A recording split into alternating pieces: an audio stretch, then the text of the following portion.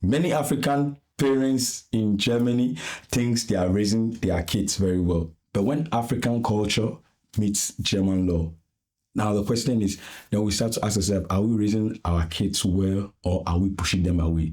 Today, my guest on Lapotee TV is someone who works directly with families and she has a first-hand experience when it comes to issues like this. So today, we're going to talk all about it, what it is like raising your kids here in Germany, whether trying to inculcate African culture in them, we are indirectly trying to push them away. She's nobody else than Lina. Lina, it's nice to have you on the Lapotee Show. Thank you so much for having me. It's such an honor. You work with families day in, day out, and I'm sure, like I said, you have a first-hand experience when it comes to this. So I just want to find out from you, what is that one thing that you feel like is one challenge that African parents are having trying to raise their kids here in Germany? All right, thank you so very much. So you rightly made mention of the fact that many African parents think they are raising their children the right way. Yes, of course, that could be it. And also you said when the African culture meets the German law, how does it work like? Is there friction? What are we not getting right? And this is where we come in. I work as a family council coordinator. So it is true that in any institution, and for that matter, because we are talking about families, there are conflicts here and there between children and parents, spouses themselves, and the kids are not exempted from these conflicts and frictions. And that is where we get it wrong. We think that we can bring in the way we were brought up in Africa, we can bring it in here. Well, sometimes it works to some extent, but when the law catches up with you, at what point? This is where the Familienrat comes in. So we think that, you can take that stick and hit the child, but the German law is saying that, no, that is not right. Nobody's supposed to hit the other. And especially if it has to do with children, then they will raise eyebrows and make sure the children are protected or they are covered. Even before you, the parent, you say, Jack. So that is where we are getting it wrong. When the law catches up with you, then there is a problem. So the way we bring up the children, it is with us though, but sometimes we find difficulties and we need to engage certain authorities who can help us shape the lives of these children, especially when they are getting to their teen age. That is where some of the frictions, the conflicts arise so much, and we need to get it right. Well, based on what you say, two things is what I make from it. So is that for you to say, being an African as well and working in this department, are you saying that our values or the ways of we trying to raise kids are totally wrong? Versus, I know you are also a believer, which there's a part of the scripture that says, spare the rod and spoil the child. So you now being in that situation whereby this is where you study, you are a believer, you're also coming from Africa. Where do you stand when it comes to this? Or what are you actually saying that? Okay, so I wouldn't say the way Africans bring up their children are totally wrong. But there is a saying that when you go to Rome, you do what the Romans do. So you need to study the system to understand how the system works when it comes to families coming together and how children are raised. So the law is saying that don't hit a child, don't threaten the child. So how can I bring this child up without having to hit the child, but I can communicate with the child for the child to understand that this glass is not supposed to be here without hitting the child. So the law is saying that speak to the child and don't threaten the child. Okay, so I say, Kwame Okujo or Abna, this glass is not supposed to be here. You have to put it there. And you have to help the child to understand by you yourself doing it. So if you tell the child not to put this here and you are putting it there all the time, daddy is never wrong, mommy is never wrong, but the child is always wrong. You are not setting the right space for the child to understand. So how do you do it? Children learn by example. They emulate us. Now you quoted the Bible that says we should get the rod and spoil the child. Okay, so it is something that has to do spiritually. Now, sparing the rod does not necessarily mean not pulling the cane or the stick to hit the child. you not disciplining the child in a way by way of communicating. Our Father in heaven, our God, He's a God that loves to communicate. I don't think God has ever taken a stick to hit us physically. I think there was a time God got furious. He went to the church, people are gambling. I think he was pulling down things, and that was him getting furious. So you see, this is where we need to understand spiritual things. So that is spiritually, connected. It does not necessarily mean that Jesus Christ went to take the cake. So Jesus Christ was not pulling down things. He was just... that is very spiritual. Oh, okay. We can communicate with a child without having to hit the child. There have been times where, you will spank the child, and we Africans think that, we spank the child. But you don't do it in a way that you are hitting the child with the intention of, may said this is how we do it. No. I want to believe that sometimes even the Germans, they will spank their child, but you don't do it with the intention that that wicked mother or that wicked father who is hitting the child for the child to get hurt. We have seen times without number where there are bruises. Everything is showing that the child was hit or the child was molested, so to speak. So it's not as if to say with the work you do, say for instance, there is a case like that and the child complain about the parent maltreating or beating them as a form of discipline, and then you guys realize there are no wounds or bruises on the kids, then it doesn't go the extra mile. So let's not forget that the child is not only abused physically, but also verbally. There are times we use certain words that belittle the child. It takes the child's confidence away. The child feels belittled. Even in school, he cannot mingle among friends. So charity begins at home. The same way, if the child will be slow, it also starts from home. So what words are we using for the child? They can never become anybody meaningful in future. And it belittles the child. It suppresses the child. That thing is sinking in the child's mind. So to him or her, I can never become anything better or anyone better. And it breaks friction amongst the family members, so to speak. We also have cases whereby, when African kids that are living here, when they are growing up, then they begin to lose contact with their parents. And we have situations whereby some kids are just only waiting when they turn 18. Then they go like, oh, mama, when I turn 18, I'm leaving the house.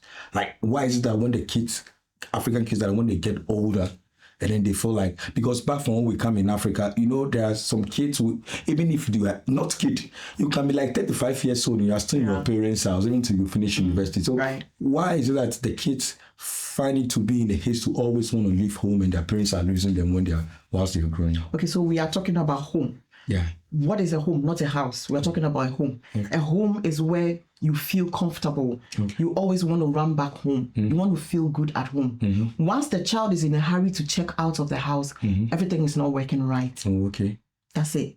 So right from the time, whether you lived with a child right from birth, the way you interact with the children, the things you do with the children, it leaves some memory with them. So do I want to be with my mom or dad? How do they treat me? Do they listen to me at all? Do they see me as a burden? If I have fun in the house, if the place is a home where I am always welcome, I feel free, I can confide in my parents, I can discuss, things with my parents, then I will not be in a hurry to go. There have been instances where children don't want to leave their parents because of the bond they have with their parents. It is difficult for them to go. And so even if it so happens that after 23 years or so, I have to leave my mom's house because maybe I got married, I still want to come back to mommy. I want to eat mommy's food. I want to be in daddy's arms. I want to share a lot with daddy. What's going out there? What advice I can get? But the moment the child is not engaging you anymore, the moment the child cannot confide in you anymore, there is a question mark. How did you treat the child? I see every relationship like a husband and a wife.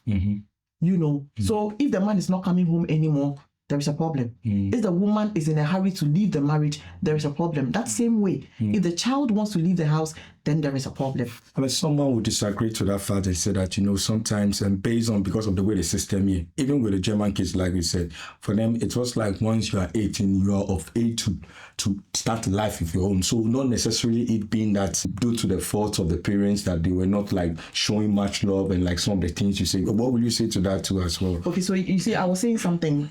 For instance, your child at some point, let's say from 14 years, even from 8 years, you should allow the child to be selbstständig. So where you are on the child, you don't allow the child a little space. The child does not have friends. A child is about 15 years, has no friend, cannot pinpoint to say, this is my friend I can watch a movie with, this is a friend I can hang out a little with. And the parents are so hard on them. Yes, we want to bring out children who are, better positioned in the society. Not that withstanding, you do not want to be so strict on them that they are now beginning to hide things from you. They can't feel free. They can't talk to you about anything. That way they are in a hurry to go out. But I know of certain families that I cannot mention now. Children are like 23 years, 25 years, and they are still living with their parents. Why are they living with them? They love their company. They love to eat from their mommy's, bowl. They are still learning from them. So once the child turns 17, I have seen children who at the age of 17 or even 16 are in a hurry to go out.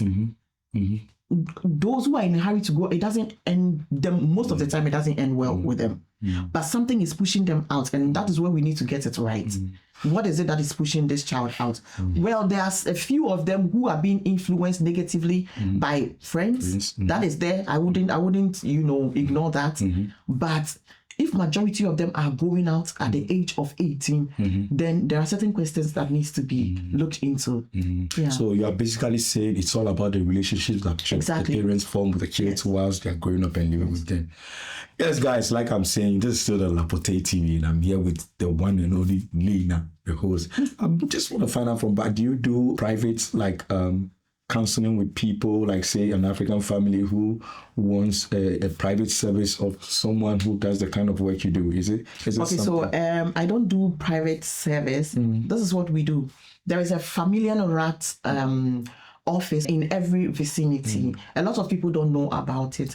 I am with the Vereinigung Pestalozzi, in Meiendorf Oldenfelder. That is where I am. I work there as a volunteer worker and as a culture and language translator. That's what I do. And I'm also a family council coordinator. So I do that fivelish. It's on voluntary basis. That's what I do. So their office is there. Okay. Anybody at all, any family at all can engage the services of the Familienrat here or the family council. Okay. They don't charge anything. Just walk in there and, make an appointment with them. Let them know what the family is going through. Now, what happens is that we are not going to, find solutions and give it to you. We believe that the solution is with the family. The family is capable of solving their own problems. But sometimes in the spell of the moment, we get so confused, we can't think straight, and we don't know how to put A, B, and C together to get the solution. So we need somebody to guide us. That is where we come in and we say, okay, so we receive your request, then we want to know the participants that are involved, who is the center of everything that's going on. Then we engage the family members that are available. Sometimes friends and loved ones would also want to help. Now let's take, for instance, a case or a scenario where a child is involved, where the child is not performing in school anymore, and probably the grandmother of the child has reported that. This can be an extreme, but maybe both parents are they are doing drugs, or they are into alcohol, and so they are not paying so much attention to the child, and it looks like it is having effect on the child's education. So whether a grandmother or even a teacher can report this. Let me put this straight. We are not the Jugendamt. The Familienrat is a separate entity or body from the Jugendamt. We work with them. We work with other professionals like teachers, doctors. When the case comes before us, we engage all these people if they are involved in any way. So sometimes the family themselves will engage us directly. Sometimes Jugendamt will call on us that this is what we are getting from a family, and we need you to get in there to guide them to be able to come out with the necessary solutions that they need. And so we come in there, we find out where you would want the meeting to be organized or to take place, probably in your home. Fine. Then we get to know the people who are involved or who are willing to come. They are invited. So if it is your home, we come there. The necessary things that we need, the materials that we would need, we make sure we put everything together and we sit maybe round the table. Either you are ready to bring some small chops, that is okay. That is decided by the family because you want to unite. We can also do it without any small chops. So the duty of the Familienrat Coordinator is to explain the process and the people involved. Now, if there is a child involved, we would want to seek the opinion of the child. Probably the child, the father of the child doesn't live with them. Oh, okay. We want to find out, do you want your father to be part of this? Oh, yes. No, I don't want my dad to be part of it. We respect the opinion of the child. We make sure the father is not there. But if we are able to convince, or the family is able to convince the child to bring the dad or the mom in, then okay, it is accepted. So they sit around and then the topic is brought up for discussion. One thing I just want to understand, if the whole thing, it's about family, and like you said, with a child involved and there's a need to have a conversation. When the child says he doesn't want to have the father, doesn't the father or any particular one among whether the family, whether the mom or the dad, are they not all part of the family? I mean, to form the family. So yes, indeed, they are part of the family, but probably the mother or any of the parents who the child doesn't want to be there. It could even be an auntie the child doesn't want to see. Maybe it sparks up emotions, or that person reminds him or her of some bad experiences, and it is not going to help. It could even be that the presence of that person is going to escalate the tension that is there already, and we are looking for peace as much as possible to prevail amongst the family. Ask that you would rather excuse the child, or we see what can be the best solution. As much as possible, the party involved who is being agitated, we would want to calm them down to ensure we are getting the best of solutions. It's rather interesting, but then when you started and you said what you guys do, being a family coordinator and all that, but based on what you're saying right now, it looks like the interest that you will have lies much more in the kids rather than even the parent. I mean, okay, so that's not the issue. There have been issues we have handled where children were not involved, but it was couples, only the man and the wife, and we needed to deal with it. But we know that the German system value children. So where children are involved, we would want to give them the priority. We would want to protect the children. Can you imagine that you go to the hospital as a pregnant woman and they tell you we would save the life of the child than you? It tells you how much value they place on children. Yes, so they would always want to put the children in the middle or as their focus and give them the best. And every other person will come afterwards. Okay. So that's how it is. Yeah, that's good. Earlier when you were saying something, you mentioned something about drugs, and I'm like, so you guys even have to deal with parents who are in drugs and stuff like that. Wow. Yeah. I mean, we live in a community or in a world where people do anything and everything. So it is likely that you see some, into stuff alcohol, like some into drugs and all kinds of things that we need to do with these people. This one is more of a personal question. So I just want to find out from you, being an African and working in this department, I can imagine your job is not only just limited to meeting Black parents, but European as well. I mean, people in Germany. So have you had issues whereby you have to attend to a family, and just because you being Black, I mean, you get that racial treatment, they feel like they don't want such a person to be the one listening and handling their issue. Have you come up? Okay, I haven't experienced any kind of such rejection. I mean, it is also possible that you go to an African community or family and they wouldn't want you to be there because, this person speaks my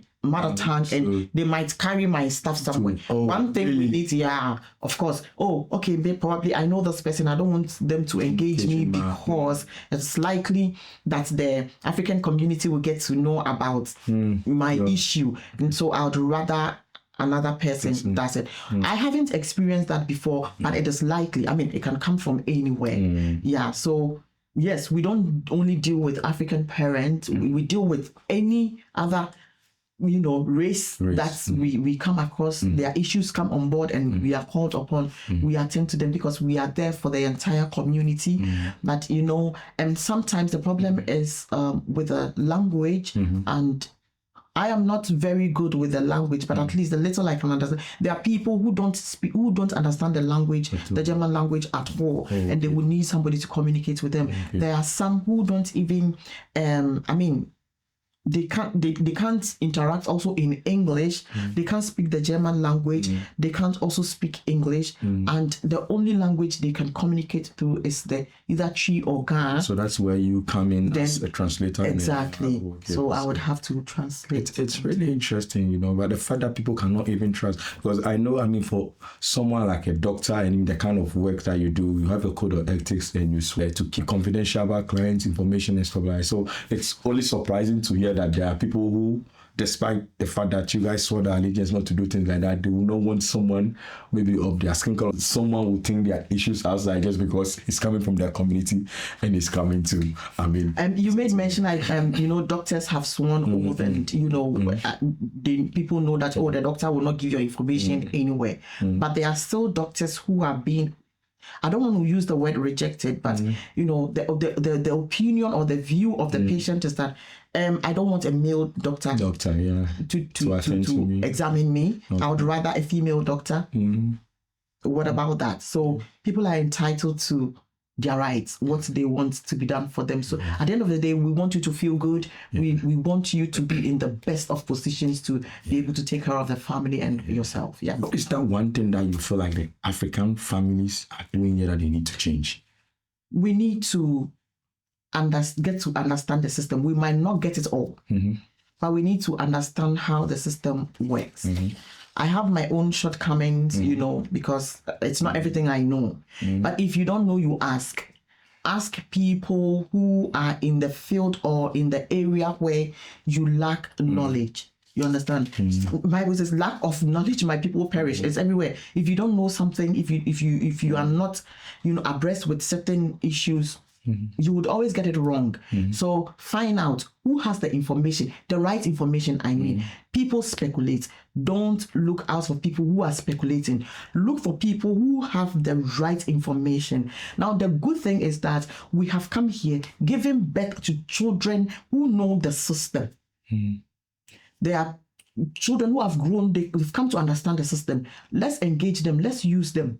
We shouldn't think that, excuse my language, these children are dumb or something. They have the information. There are people who have integrated well. That is why it is important that if you have the opportunity to go to school, if the language is being, catered for, the cost is catered for you to go to school, get to learn the language, understand, to be able to, interact a little. Just some way, somehow, do it.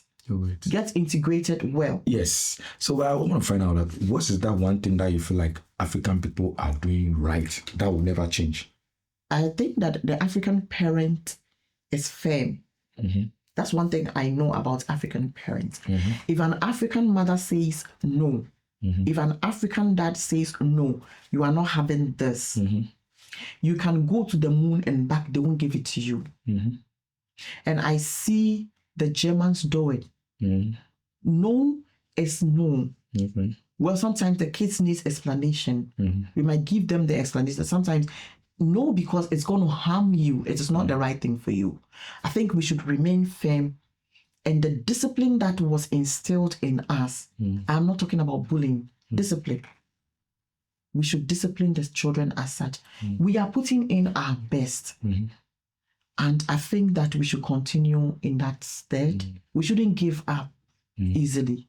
That's one thing. I'm talking in direction if something that the Africans people are doing right, that will never change. But if the Germans are also doing like you said, then I just want to pinpoint one thing. You feel like the Africans are doing right. That will never change. But then once the Germans and Africans are all doing, then it's just a common thing. I don't know if it's not a common thing because it could also be that the Africans are doing it right. When you do something right, people tend to learn from it. People pick it up. So when you realize what you're doing, somebody else is doing it, then yes, it's a good thing. I have seen some Germans doing it. There are some. I mean, I have seen other nationals. I have sat in the public transport with other nationals, and their children are misbehaving in the bus or in the train, and they will look away as if they haven't seen the child do that. Oh, really? Yeah. I don't want to mention any national, but I have seen it several times. It hasn't changed. They are still doing it. They don't really. That person is either on the phone doing their own thing and not paying attention to the child. Even the bus conductor would say, can you take care of the child, and they look at the child one moment and they take their eyes away. An African woman will tell you, oh, I say sit down. In our Muttersprache, in our mother tongue, and the strength with which you say it, who are you not to sit down? She will not hit you, she will not, but the energy with which she said it, you will sit. Yeah, and I have seen other Germans also do it. The German might not say it with that loud and voice or with that energy, but the German is saying, "Setz dich mal hin." And then when you listen, and you will sit. Okay. But you think kids have a certain age that they listen when so much scream like that? Because I have a toddler, and no matter what I said, she's so firm in her words. She's like, Papa, okay, so Papa, no. I was saying something that children, they learn from how we also do things. So if my child is telling me that, Mommy, put off your phone, my daughter will bring a cloth and say, Handy Raus. Yes. Mach mal dein Handy aus. And I am still on the phone. And she says it 2-3 times. Okay. It means that Mommy does not listen. So I will also not listen. Now, children from the age of 1.5 to 2, we realize from 2-3 years, they are, let me use that word, they are stubborn. You tell them do it and they are resisting. From that age, they will tell you, oh, the third year, the second year, they are very daring. They resist everything you tell them. But you see, they learn if you are consistent. They are watching. And if that doesn't work by the age of 7, 8, it's difficult to change it. So you say it's a thing of age when kids as an age and they are not listening to what you're saying. Okay, yeah. But what is that one thing too that I think that African parents are doing wrong that will never change? Okay, so we tend to compare our children a lot with other children, and our children are never the best. That is it. Our children are never the best in our own eyes. See, you let a German child, be. Let a teacher speak ill about a German. The mother would. I'm not saying we should pamper the children, but there is no way you see a German child, a mother or father, parent, comparing their children to any other child, making the child feel, like a non-entity. There is nothing good that will ever come out of you. No. I thought those things are only done in Africa. I didn't know that Africans do the same thing. Yeah, so they will tell you, it's very besser, mag dir kein großen Sorge. Yeah, alles very besser. They will be trusting the child. They are making the child know that it is better. Okay, you failed in this paper, it can be well. All you need to do is to sit down. I'm going to do my best to help you to do this. I have always said this, the way you have been spending so much time on the screen, I have always known you will not make the grades. The child goes out like that. There is no hope for the child. So you think that's something that will never change? We can change it, only we make up our mind to change it. Well, if you're an African parent out there and you are listening to this session, like I said, this is something I think we all need to do something about. Sometimes people want to use the same kind of upbringing that they were given. You see, thinking about, times are changing, things are changing. We are not in the 90s, we are not in the 80s, we have the Gen Z. So I think parents should come to that point to understand that just as it was done from the beginning, it's not always as so shall it be. You know how people always quote it. Yes. So there's oftentimes we've heard people saying that children of this generation have got a lot of freedom.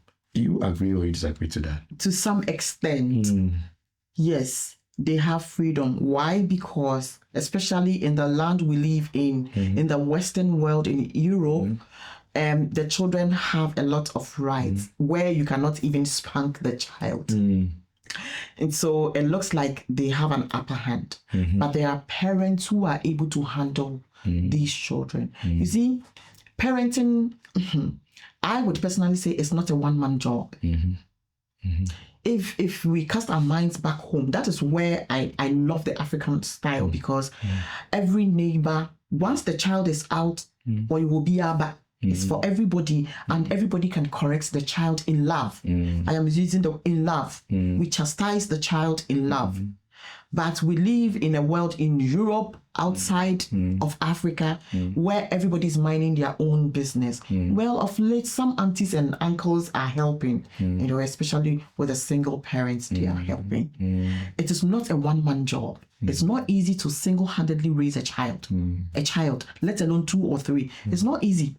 So are you saying in one way or the other, the ways things are done in Africa, it's sometimes a bit much better? Oh yes, there are certain things done in Africa which is the best way.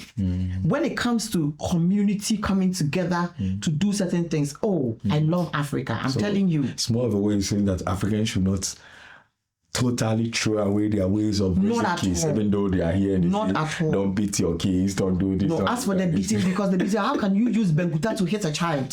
How somebody can use a frying pan to hit the child? That is what we are speaking against. Wow. Okay. That's okay.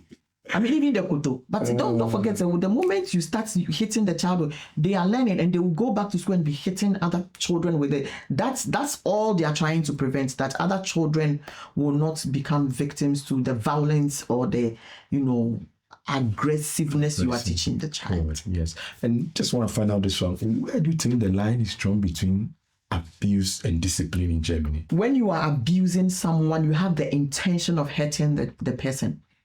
You have it at the back of you have premeditated it. And the moment you say that, the moment you put your words that way, you are seeking to harm the child or even your spouse or any other person you intend doing that thing to. But what you perceive to be an abuse to another parent, to